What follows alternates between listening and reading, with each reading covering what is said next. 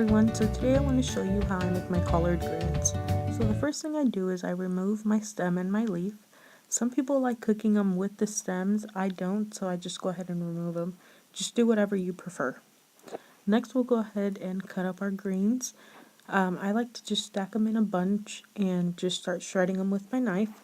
At this point I'll go ahead and add them to my strainer and run them under cold water and just make sure that I clean them thoroughly, because often you get dirt particles or bugs that get caught in them and you don't want to cook that up. So just make sure you clean them really well.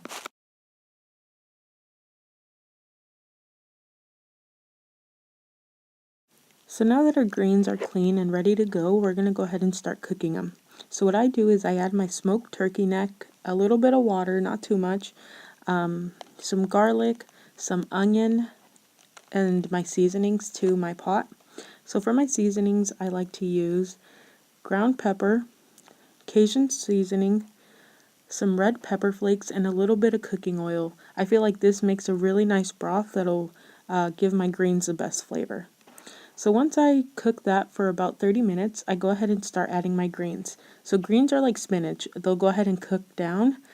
So when you're making them, make sure you make enough for as many people as you're feeding.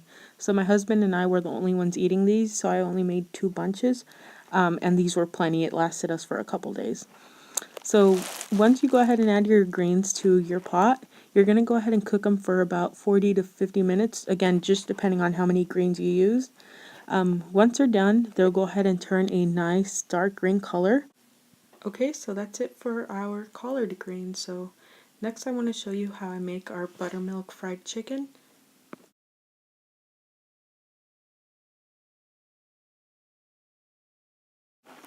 So the first step to making our chicken is to letting it marinate in buttermilk for up to 24 hours.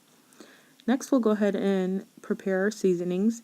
I like using chili powder, some pepper, some salt, some parsley flakes, and of course my garlic powder.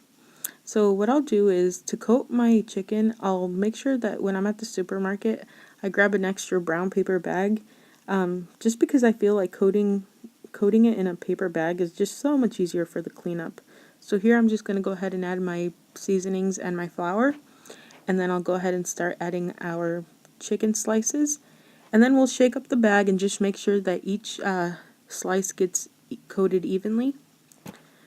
After that, I'll go ahead and preheat my cooking oil on a medium-high heat, just because you don't want it too high to where it's burning your chicken instead of just making it crispy. So here I'm going to go ahead and just fry my chicken, and once it's done, it'll turn a nice golden color. So there you have it, your buttermilk fried chicken.